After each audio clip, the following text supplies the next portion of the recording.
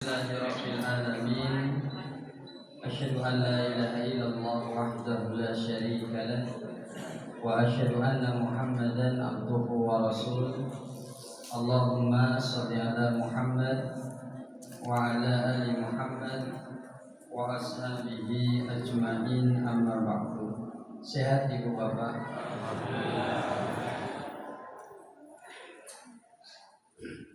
Alhamdulillahirabbil alamin. Kita wajib bersyukur kepada Allah karena masih diberikan nikmat sehat dan sempat bisa hadir di masjid ini dalam rangka acara mengikuti kajian rutin. Semoga apa yang kita lakukan ini menjadi wasilah kita besok di akhirat diberikan kemudahan dan kelancaran masuk ke dalam surganya Allah. Allahumma. Karena Nabi mengatakan man salaka thariqan yaltamisu fihi ilma sahalallahu thariqan ilal jannah.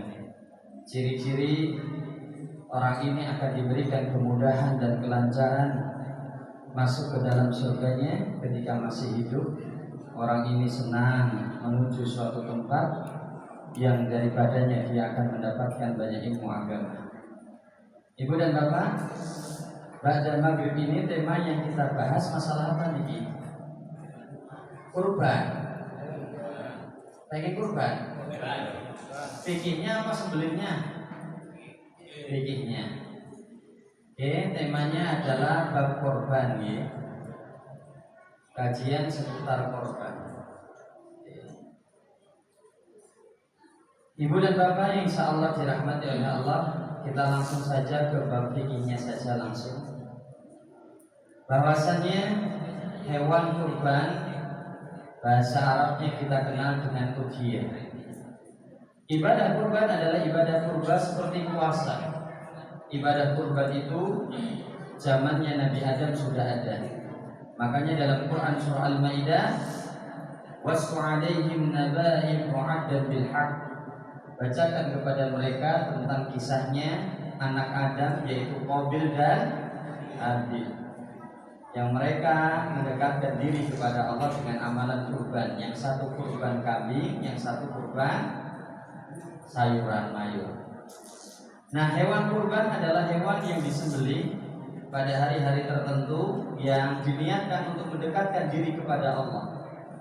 Makanya kalau jenengan pengen kurban semata-mata mencari pahala dan ridho dari Allah. Jangan kepikiran kurbane kambing jaluk jatah wongnya tekan apa mboten. Semua ibadah hendaklah ada dalilnya, dan dalil kurban fasholli li rabbika wanhar. Dan Nabi pun memberikan contoh bahwa Nabi sallallahu alaihi wasallam Nabi itu menyembelih bikabsai 2 ekor kambing kibas amlahain yang warnanya putih campur hitam tapi dominan warna putihnya. Aprona ini yang memiliki 2 tanduk, makanya disunahkan kalau kita mencari hewan kurban yang memiliki 2 tanduk, walaupun kecil tidak masalah.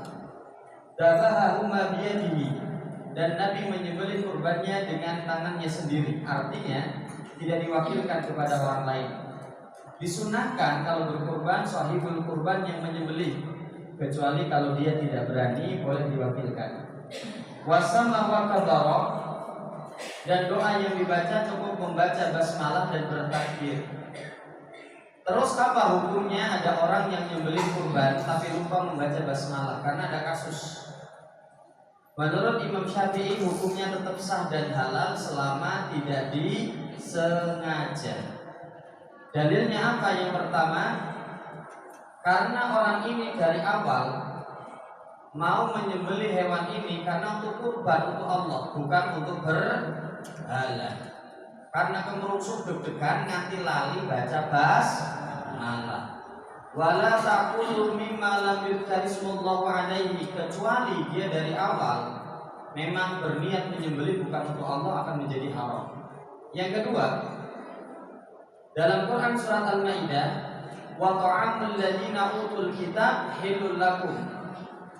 Pada zaman dahulu sembelihan ahlul kitab boleh dimakan oleh orang muslim. Padahal zaman dahulu ahlul kitab kalau menyembelih belum tentu membaca basmalah. Tapi ahli kitab yang zaman dulu ya. Dan dalil yang ketiga adalah suatu hari inna qauman yaquna billahi lan nadrihi alaihi.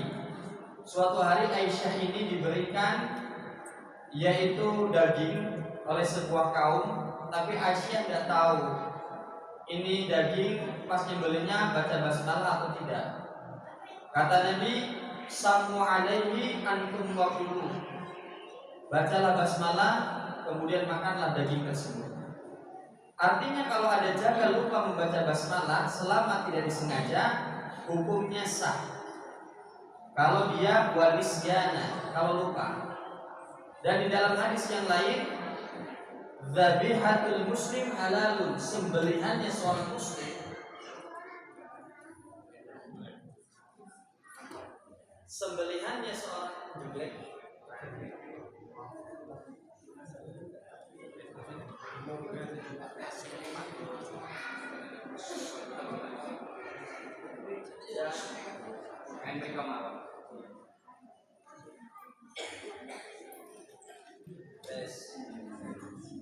Lampunya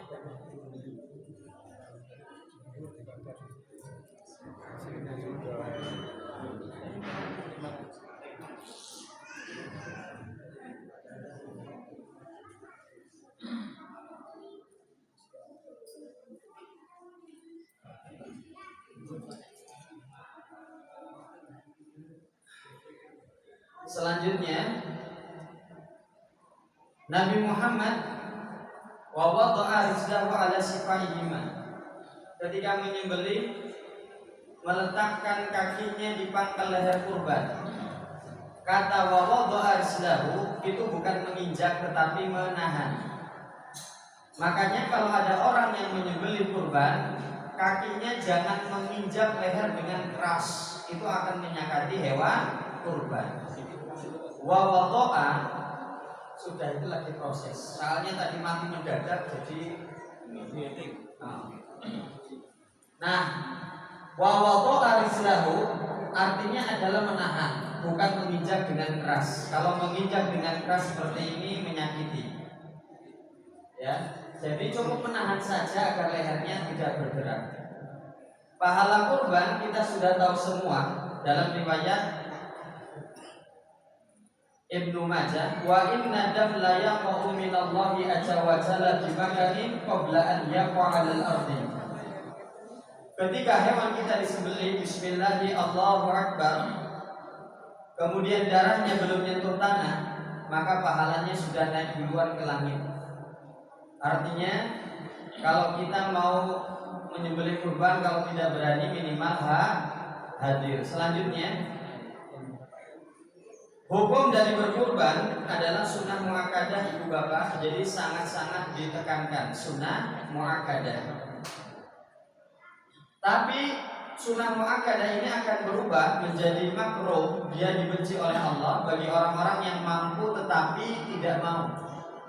Man kana lahu sa'ah, barang siapa di antara kalian punya kelonggaran rezeki, duit yo ene, utang yo ora duwe, anak wis mentas kabeh, walam yudho tapi tidak mau berkorban, fala yaqrabanna musallana, maka janganlah engkau dekati tempat ibadahku. Artinya peringatan, kamu ini terlalu cinta dunia sampai melupakan akhirat. Ini guyon jangan dimasukkan ke dalam hati ya. Inilah bedanya poligami dan kurban Bapak Ibu. Kalau poligami banyak yang mau tetapi sedikit yang mampu. Nek kurban banyak yang mampu tetapi sedikit yang mau. Kebalik-balik. Nah kemudian tanggal penyembelihan 4 hari, yang pertama yaitu pas lebarannya. Selanjutnya adalah hari tasyrik ya, tanggal 11, 12 dan 13. Dan batas terakhir menyembelih adalah tanggal 13-nya sebelum matahari terbenam. Jadi kalau tanggal 13-nya sudah masuk waktu maghrib, maka sudah hilang kesempatan untuk ibadah kurban. Lah Pak Dede, bagaimana hukumnya ketika lebarannya 2 kali? Seperti tahun kemarin tanggal 28 dan tanggal 29. Kalau lebarannya 2 kali, tetap syaratnya adalah penyembelihan hewan kurban yang dilakukan sebelum pihak berkurban memasuki tanggal 10 yang diikutinya menjadikan sembelihan hewan kurban tersebut menjadi tidak sah. Contohnya begini, kalau kemarin kan Muhammadiyah 28, pemerintah 29. Dia misalnya ikut pemerintah 29, tapi masjidnya Muhammadiyah tanggal 28. Padahal kurbannya ada di masjid. Dia belum masuk tanggal 10. Kalau kurbannya disembelih duluan, dia belum masuk tanggal 10, kurbannya sah atau boten? Tidak sah. Lebih baik kalau dia masjidnya kurbannya di tanggal 28, dia nyembelihnya di tanggal 28, sholatnya juga tanggal di 28. Begitu juga sama kalau ikut pemerintah, ya udah cari masjidnya ikut pemerintah, sembelihnya ini semuanya ini. Masalahnya ada kiriman uang dari anaknya dari luar negeri, Pak. Jadi anaknya dari luar negeri kirim ke Indonesia. Misalnya di Indonesia sudah lebaran, di sana belum lebaran. Lah gimana? Maka biar amannya adalah sembelihnya di hari tasyrik. Contoh, masjid saya Nurul Huda Kamplingan Jebres. Kemarin itu lebarannya tanggal 28. Berarti kalau pengen aman, lebarannya tetap tanggal 28, tetapi nyembelihnya tanggal gen kena kafe. Betul apa betul, Pak? Nah, jadi nyiasatinya kayak gitu. Hewan yang sah bahimatil an'am cuma 3 ini untuk kurban. Unta, sapi, semua jenis kambing, kecuali kambing balap ya. 1 ekor kambing pahalanya bisa untuk 1 keluarga. Contohnya Nabi bismillah dengan nama Allah. Allahumma taqabbal min Muhammadin. Terimalah kurban ini dari Nabi Muhammad wa ali Muhammadin, dan untuk keluarganya, wa min ummati Muhammadin, dan untuk umatnya. Padahal yang disembelih kambingnya 1. Bagaimana kurban untuk orang yang sudah meninggal, Pak Dede? Ada 3 cara. Nah, ini harus diperhatikan dengan baik-baik. Jangan sampai gagal paham. Kurban untuk orang yang sudah meninggal bisa dengan 3 cara. Dengan 3 cara, 3-tiganya boleh. Yang pertama, mengikutkan orang yang sudah meninggal dalam pahala kurban yang dilakukan oleh orang yang masih hidup. Saya punya ibu saya meninggal. Saya ingin kurban buat ibu saya atas nama saya saja. Saya yang masih hidup. Bismillah, Allahumma taqabbal min dini Wahyudi wa ala alihi. Ya Allah, terimalah kurban dari diri Wahyudi dan keluarganya. Maka ibu saya yang sudah meninggal mendapatkan pahala yang sama. Itu cara keberapa? Cara nomor 1. Cara yang kedua, kalau memang kurban ini sudah diwasiatkan oleh almarhum, ibu pengen kurban dan masjid Nurul Iman nyok duite. Qadarullah belum nyampe lebaran, ibunya sudah keburu meninggal. Maka si anak ini harus kurban atas ibunya yang sudah meninggal karena menjadi wasiat. Jelas ya? Itu cara nomor 2. Cara nomor 3, boleh langsung atas nama almarhum atau almarhumah berkurban untuk orang yang sudah meninggal sebagai kebaikan hati dari orang hidup supaya mayit tersebut mendapatkan pahala sedekah. Dalilnya ada tidak? Boleh tidak bersedekah atas nama orang yang sudah meninggal? Boleh. Dalam riwayat Bukhari, ada sahabat Nabi yang bernama Sa'ad. Dia mengatakan, ya Rasulullah, inna ummi tuwufiyat wa anna ghaibun anha. Ya Rasul, saya punya ibu, saya sayangi banget. Tapi ketika ibu saya meninggal, saya tidak di sampingnya, saya belum. Ayat qawha syai'un in tasaddaqtu bihi anha. Kalau seandainya saya bersedekah atas nama ibu saya yang sudah meninggal, apakah akan bermanfaat untuk di alam kuburnya? Qala, kata Nabi, na'am, ya akan bermanfaat. Ada jamaah yang nanya di Masjid Muslimin Jayasura, bukankah seseorang itu kalau sudah meninggal terputus amalannya, dia akan mendapatkan apa yang dari dia usahakan karena dia sudah mati, kan gak bisa usaha amal soleh, ya sudah terputus amalnya. Kan ada dalil yang seperti itu Bapak Ibu. Memang Ibu dan Bapak, dalilnya dalam Quran surah An-Najm ayat 39. Wa an laisal insan illa ma sa'a. Orang itu tidak akan mendapatkan amal soleh kecuali dari amal kebaikannya, dari usahanya. Ternyata di dalam hadis dijelaskan wa wallatuhu min kasbihi, dan anak-anaknya adalah hasil usaha dari orang tuanya. Makanya setiap amalan soleh yang dilakukan oleh anaknya, orang tuanya pun akan mendapatkan pahala yang sama. Makanya yang ketiga, kalau memang mau berkurban atas nama orang yang sudah meninggal, yang berkurban ini yang ngasih duit siapa? Ahli warisnya, anak keturunannya. Jelas nama betul? Jadi ada 3 cara. Kurban itu adalah ibadah keluarga, bukan ibadah perseorangan, bukan ibadah pribadi. Makanya Syekh Utsaimin menjelaskan as-sunnah sudah menjadi sunnah an yudahi rabbul bait amal fil bait. Hendaklah yang berkurban itu kepala rumah tangga.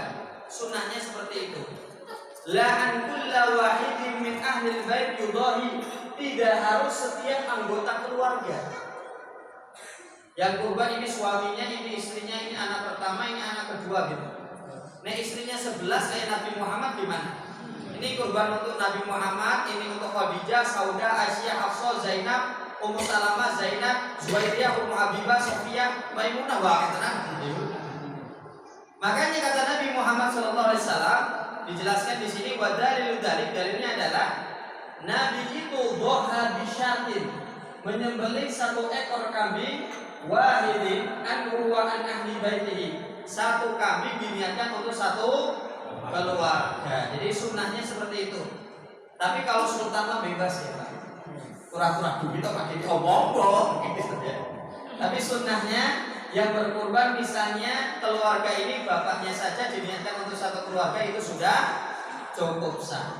1 keluarga itu kabeh pahalane. Jelas nama mboten? Nah. Terus kalau bocil kurban boleh tidak Pak? Sah napa mboten?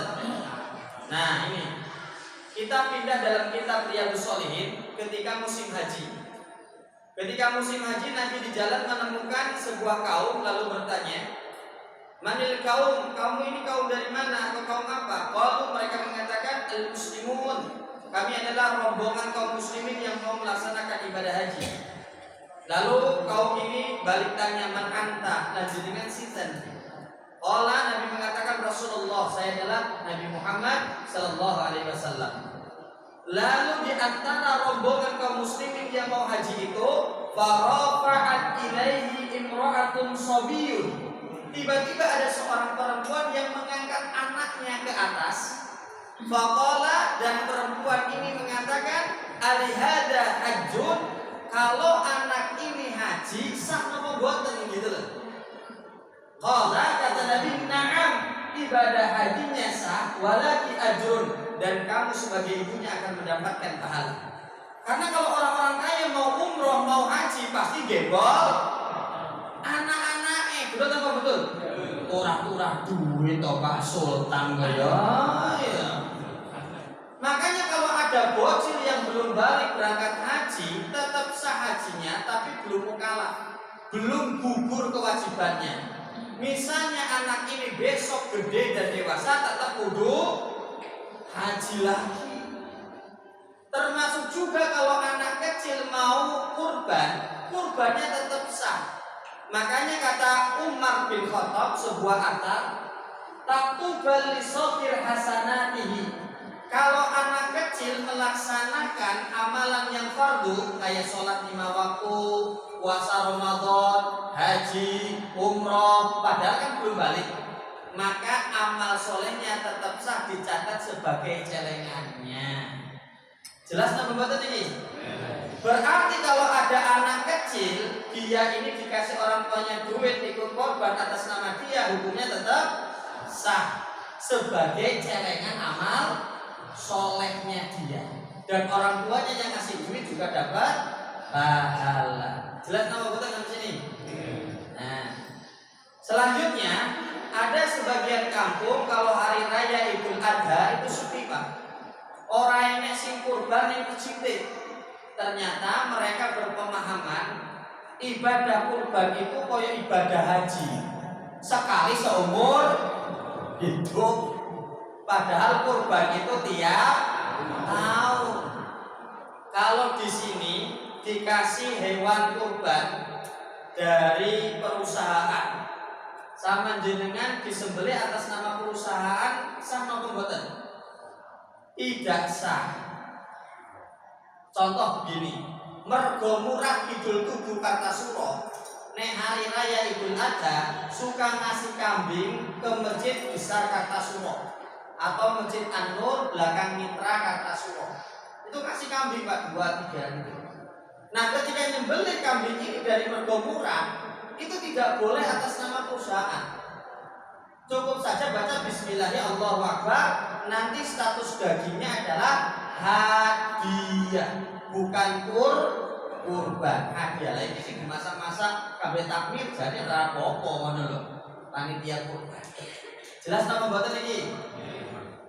Selanjutnya untuk sapi, ibil, wal baqarah dan unta, kebaliknya, ibil itu unta, baqarah itu sapi, boleh kelompok maksimal 7 orang. Kalau satu sapi 5 orang boleh enggak? Satu sapi 2 orang? Satu sapi 1 orang? Sultan mah bebas.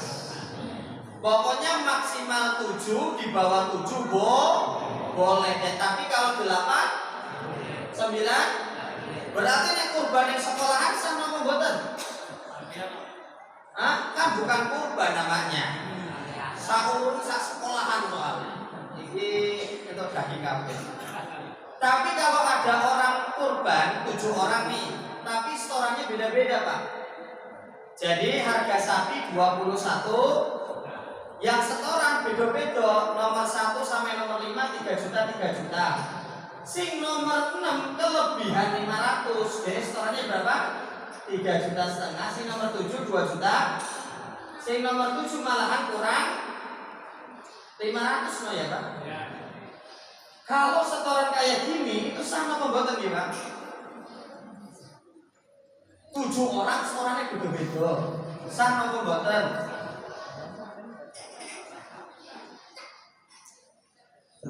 Di dalam Tarzim Muhammadiyah dikatakan tidak sah. Jadi sumbernya adalah di majalah Sinar Muhammadiyah nomor 70 tahun 2021 dikatakan tidak sah. Kata Syekh Husaimi di dalam kitab Risalah Al-Ahkam juga tidak sah. Kata Imam An-Nawawi di dalam kitab Al-Majmu' juga tidak sah. Atau jenengan browsing di internet buka rumaisah.com, patungan kurban sapi yang tidak sama apakah sah? Ternyata jawabannya tidak sah. Kenapa tidak sahnya Pak? Karena gini, suwe-suwe bakar-bakar ayam, bakar-bakar kambing. Ayo kurang sasam, kurang atau bohong ini. Jadi tidak ada tanggung jawab moral dan spiritual. Berarti koyo pesta daging nek ono malahan. Betul? Kayak gitu Bapak. Jadi hendaklah solusinya yang nomor 6 kan 3,5 juta. Ini ngomong ke yang nomor 7 Mas, duitmu kurang 500, tak tomboki 500 nyok. Gen podo kabeh 3 juta. Jelas nama boten sampai sini? Nah, ya. Selanjutnya tentang dalil kalau kita meninggal melewati jembatan Sirat menaiki hewan kurban, ini dalil yang dhaif yang lemah. Istafrihu, bahagiakanlah dohayakum hewan kurbanmu, fa innaha, karena hewan kurbanmu maqayakum akan menjadi kendaraan ala sirat ini dhaif. Mosok satu sapi ditumpaki 7 orang. Ning kono nek bojoku barang, mosok diboncengke wong. Nah, jadi jangan dibuka. Selanjutnya, kalau kita ingin kurban ibu dan bapak, yang pertama hendaklah musinna yang sudah cukup usianya. Kalau kambing 1 tahun, sapinya 2 tahun, untanya 5 tahun. Karena tidak ada akte kelahiran, lihatnya dari gigi. Kalau kecil-kecil semua, tingginya sama rata seperti ini, maka tandanya belum sah, belum cukup umur. Dari giginya, giginya belum ada yang semua. Jadi kecil-kecil semua, tingginya sama rata, ini belum poel. Kalau sudah poel itu yang kayak gini, ada gigi kelincinya. Nah, masalahnya zaman sekarang sapi-sapi itu makanannya singkungku tahu, ampas tahu itu loh. Makanya sebelum ada yang sudah 2 tahun tetapi giginya belum poel. Kalau kambing juga sama, dilihat dari giginya. Selanjutnya kurban yang utama itu 1 unta 1 orang, yang kedua 1 sapi untuk 1 orang tuh. Kemudian 1 kambing untuk 1 orang dan 1/7 unta, terakhir 1/7.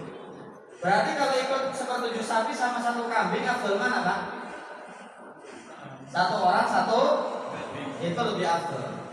Tapi nek daging sapi kan dagingnya lebih maslahatul lil umatnya lebih banyak. Selanjutnya setelah usianya sudah pas 4 ini nggak boleh ada cacat, ini hukumnya haram. Al-auratu al-aurau al-bayin auraha. Yang buta matanya dan sudah jelas kebutaannya ini tidak sah. Makanya kalau beli kambing, beli sapi di senteri matanya ada putih-putihnya nopo mboten, enten kataraknya nopo mboten. Kalau ada kataraknya ya jangan dibeli. Yang kedua al-arjat, yang pincang kakinya. Kalau pincangnya di masjid gimana Pak Dede? Lagi dituntun jaga, atau ngamu siti, kakinya sapi masuk ke selokan ceklek, tetap sah karena cacatnya tidak sengaja. Wal kasiroh, yang kurus kering, tidak ada dagingnya, itu tidak sah. Cari yang seperti saya gini mempel ya Pak. Kemudian wal naridho, yang sakit, itu juga tidak sah. Termasuk hewan jalalah. Hewan jalalah adalah hewan yang halal tapi makanannya kotoran, kayak sapi yang di Putri Cempo itu loh. Nah ini harus diselektif ya. Kemudian Menteri Kesehatan Menteri Pertanian memberikan kisi-kisi hewan yang sehat, yaitu yang semoga makannya dengan kasih Sprite, Fanta, Coca-Cola, mie ayam, bakso, lablek pokoknya ya. Jangan yang budiken, jangan yang berengen, apalagi yang ambeien gitu ya. Hindari yang seperti ini. Makanya kalau kita mau beli hewan kurban, usahakan yang sudah mengantongi SKKH, surat keterangan kesehatan, sudah diperiksa sama mantri itu yang jos. Ada hewannya sah tapi makruh Pak, karena ada cacatnya. Contohnya hewan yang tidak ada ekornya itu sah Pak, tapi makruh karena ada kekurang sempurnaan. Jadi diusahakan sing enek buntute. Yang tidak ada tanduknya itu ya sah Pak, bujel. Tapi nyari yang ada tanduknya walaupun cuma sedikit. Sing ceklek tanduknya tetap sah. Tapi diusahakan nyari yang tidak patah. Nek sanglir, Bu tahu sanglir Bu? Boten ngerti Bu endoknya siji Bu Nek hewan sanglir ada 2 pendapat. Yang pertama mengharamkan karena sanglir itu termasuk wal naridho, hewan kurban yang sakit. Ulama yang kedua mengatakan cacat ringan karena sanglir itu tidak mengurangi kualitas kurban secara keseluruhan. Lebih baik digoleki sing doke loro padha. Sebenarnya doke loro sing siji kok mengkerut cilik ngono lho Pak. Aja bil Pak. Selanjutnya kalau kurban dan akikah menggunakan hewan yang betina boleh napa mboten? Boleh. Tukronan kunah aminatan. Jadi betina itu boleh untuk kurban atau akikah. Tapi kalau bisa dengan syarat sudah majir alias menopause. Kalau disembelih enek anaknya Pak Dede, anaknya dimakan halal apa mboten? Dalam Abu Dawud, fa inna zakatuhu zakatu ummi. Bocil ini matinya ikut sembelihan dari simboknya. Berarti tetap hukumnya halal. Masalahnya jenengan kolun apa mboten? Nah itu. Hewan yang dikebiri tetap sah hukumnya dijadikan kurban. Lah Pak Dede, kalau ada kambing atau sapi yang ada tanda bolong di telinganya, untuk al-isyar sebagai tanda sah apa mboten? Sah. Jadi kalau telinganya ada tandanya itu loh Pak, buat nomor kayak gini, bolong, tetap sah. Setelah usianya sudah cocok, kemudian sempurna, tidak ada cacat, yang terakhir belilah hewan kurban dengan harta yang halal ya. Jangan beli hewan kurban dari hasil cakjikiah gitu loh, hasil korupsi gitu. Selanjutnya Ibu dan Bapak boleh tidak berhutang untuk kurban. Kalau jenengan yakin mampu bayar boleh, tapi kalau tidak yakin, merasa kakek utang. Kenapa Pak Dede kok mau kurban itu repot? Cara-cara, syarat-syaratnya banyak, karena yang akan terbang kepada Allah luhumuha bukan dagingnya, yang akan sampai kepada Allah wala dima'uha bukan darah kurbannya. Taqwa minkum, ketaatan kita kepada Allah, itu yang akan sampai kepada Allah. Kalau besok sudah ada niat untuk berkurban mulai tanggal 1 Zulhijjah, hendaklah tidak memotong kuku dan rambut sampai hewan kurbannya disembelih, berarti selama 10 hari itu. Pembagian daging, konsep yang selama ini kita tahu adalah sepertiga dari hadis ini. Kulu makanlah, berarti sepertiga untuk sohibul kurban. Wadahiru, simpanlah atau hadiahkanlah, berarti sepertiga bisa dihadiahkan. Kemudian watasodaku, dan sepertiga untuk disedekahkan. Saya ngisi di Masjid Agung Cipto Mulyo Pengging. Apa bedanya hadiah dan sedekah Pak Dede? Kalau hadiah untuk keluarga dekat, kalau sedekah untuk orang fakir miskin. Intinya konsep ini bukan pakem harga mati Pak. Intinya dalam pembagian daging yang dimakan sohibul kurban dengan yang diberikan kepada orang lain harus lebih banyak yang diberikan kepada orang. Intinya kono. Tur aja kakek request ya gue. Jolali buntute go aku. Jolali nidahe go aku. Jolali jantunge go aku, wis nyembelih dhewe kono. Wis pasrah ning takmir ngono lho ya. Nanti makanya di rapat dikasih tahu sohibul kurban jatahnya berapa, dapat ini, dapat ini. Kadang-kadang yang nyuwun ngapunten, aku jaluk nih, aku jaluk nih, aku jaluk nih. Piye tapi piye ngono lho, Pak. Betul apa betul? Nah, kalau hewan daging kurbannya dibagikan di luar hari tasyrik boleh tidak boleh? Hari tasyrik kan sampai tanggal 13. Berarti di luar tanggal 13 masih dibagikan boleh. Seperti kornet yang kurban yang dijadikan kornet itu loh. Kan dikirimnya ke Papua, ke Sulawesi gitu kan, di luar dari hari tasyrik. Di sini pakai kupon apa langsung keluarga? Langsung keluarga nih. Kalau kupon itu sih jeleknya takut ada jual beli kupon. Betul apa betul? Kupon itu 10.000 jadi borong. Atau males ambil karena merasa jadi buang ngemis. Ada juga jadi syarat ngambil daging. Nek kuponnya hilang berarti rento. Tapi ingat Ki, kalau satu rumah kakaknya itu ada 2, ada 3, reseknya siji apa tuh Pak? 3 no Pak, mesake no. Udah tahu satu rumah kakaknya ada 2 kreseknya, ya 2, ya siji mesake. Betul apa betul? Selanjutnya urusan dari kulit, man ba'a jilda udhiyah fala udhiyata lahu. Barang siapa yang menjual kulit ini maka pahala kurbannya akan hilang. Di sini kulitnya dikasihkan ke orang atau gimana kan Pak? Hah? Wes di TPA. Jadi ada 3 cara. Yang pertama tidak boleh, ini pendapat yang paling ini. Jadi tidak boleh dijual sama sekali. Ini pendapat yang pertama, bolehnya disedekahkan atau diberi. Yang kedua, boleh asal dengan barang. Contoh teman keluarga kita, saudara kita dari MTA, itu kulit-kulit itu kan dikumpulkan kemudian dibarter kepada hewan yang masih hidup. Itu 1 tahun kemudian, tapi sekarang udah enggak. Ada juga pendapat boleh dijual, akan tetapi hasil penjualannya itu harus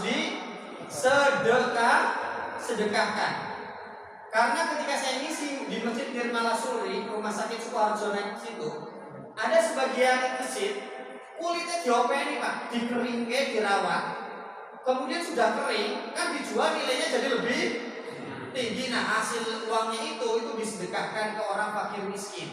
Karena tujuan dari kurban adalah yaitu al-fakir, untuk membantu orang-orang miskin. Intinya jangan dijadikan transaksi untuk memperkaya diri gitu gitu. Nek sohibul kurban boleh selamat di loske, aku ramelo-melo tak sedekahke kono. Wis gitu, niatnya jelas kita halal. Gitu gitu. Nah, intinya gitu.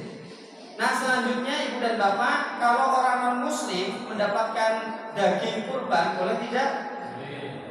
Asal kaum muslimin dipenuhi terlebih dahulu dan dipilih-pilih mana kaum muslimin mana orang non-Islam ini yang baik kepada kaum muslimin. Kalau panitia masak-masak untuk panitia kurban boleh tidak, Ibu? Boleh ya? Sing penting ngomong sih. Pas rapat itu loh, kan rapat kan ketemu bareng.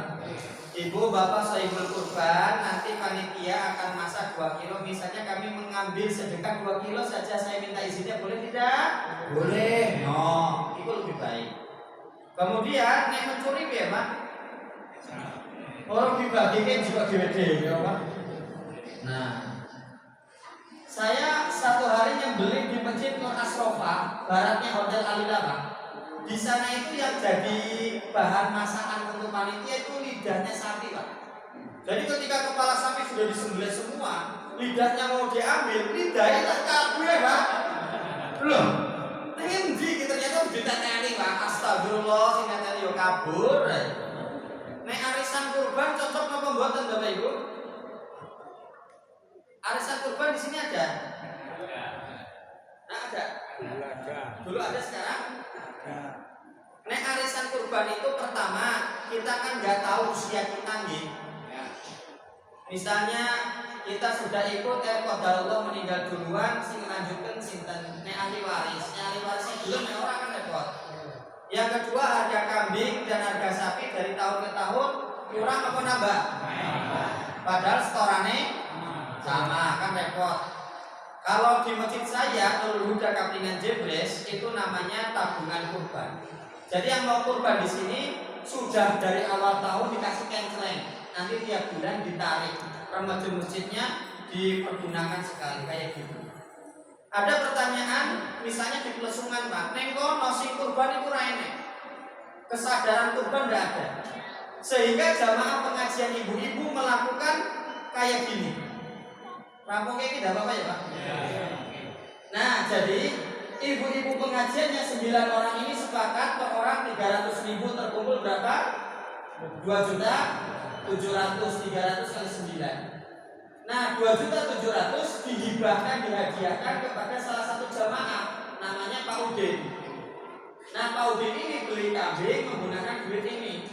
Dan atas kurban siapa? Pak Udin. Kalau kayak gini hukumnya sah. Ini bukan arisan, kan tidak paksaan. Betul apa betul? Nanti tahun depan juga kayak gitu muter lagi. Ini bukan arisan. Karena di sana itu kesadaran untuk kurban tidak ada. Nah, disunahkan Ibu dan Bapak kalau sohibul kurban itu mendapatkan jatah dikasih hati kurbannya.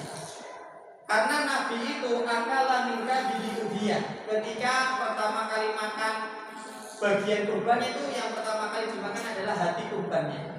Jadi dipotong hatinya, kasih kresek sohibul kurbannya, dibagi-bagi itu loh. Kalau jenengan belum akikoh tapi pengen kurban, akikoh saya apa kurban saya? Akikoh saya. Ternyata kurban saja dulu Pak. Loh kenapa Pak Dedek kadaluarsa akikoh? Lah nek kurban saya akikoh apa kurbannya sama? Karena kalau wudhu dan sholat itu ada hubungannya enggak? Ada. Dijelaskan oleh Nabi la tuqbalu sholatun bi ghairi tahur. Dengan sholat dengan jengking tapi nggak wudu, sholatnya sah napa mboten? Di dalam kitab fikih tidak ada istilah syarat sah kurban harus akikah, itu tidak ada. Loh kok bisa Pak Dede? Ingat, tanggung jawabnya beda. Nek akikah yang tanggung jawab sinten? Bapak. Nek kurban sing tanggung jawab sinten? Pribadi masing. Nah itu loh Pak. Terus gimana Pak Dede? Kata Al Hasan Al Basri dan Imam Ahmad, idza dhahu an ghulam faqad azat anhu minal aqiqah. Barang siapa di antara kalian belum aqiqah kemudian berkurban, maka kurbannya sudah menghapuskan aqiqah yang belum ditunaikan. Jelas ya? Kurban yang dilakukan sudah menghapuskan aqiqah yang belum ditunaikan. Ini jam 6.40 selesai Bapak Ibu. Kita mundur dikit saja ya, masih jam 6.40 kok. Saya buka sesi tanya jawab, monggo. Unek-unek di dalam hati keresahan, monggo Bapak, masalah kurban. Bu, ayo Bu, tanya Bu. Iya monggo.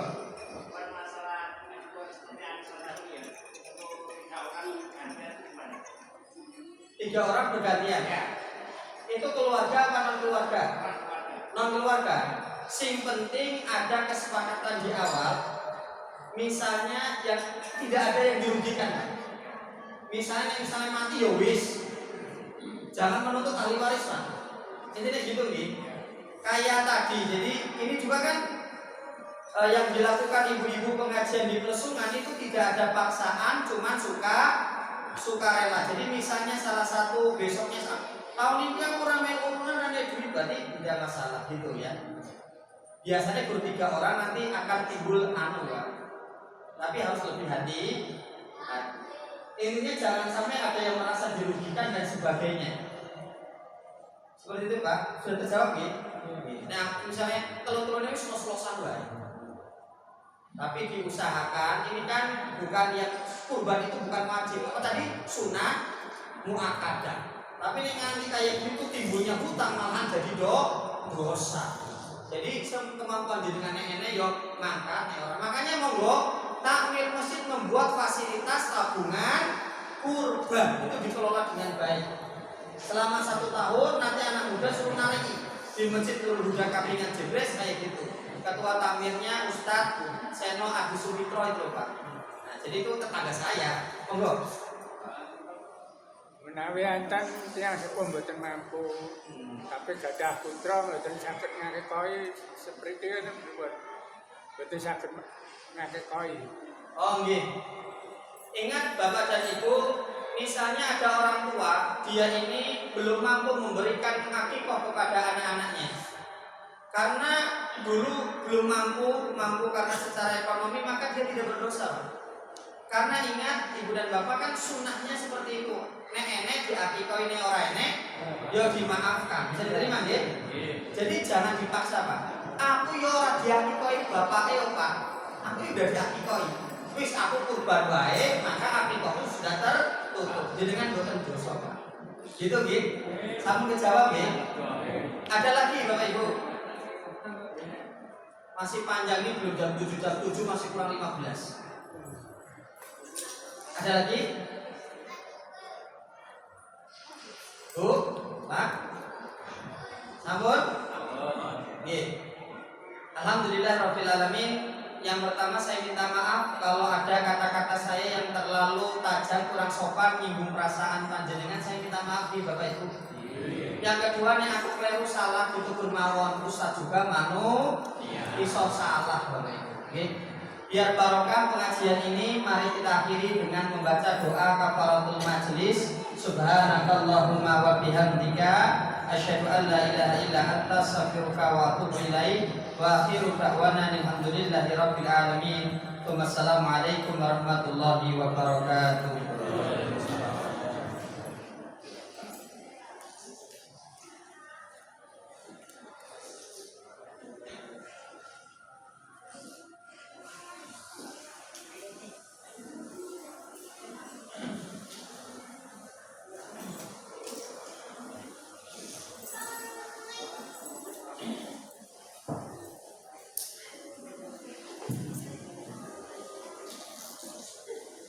Allah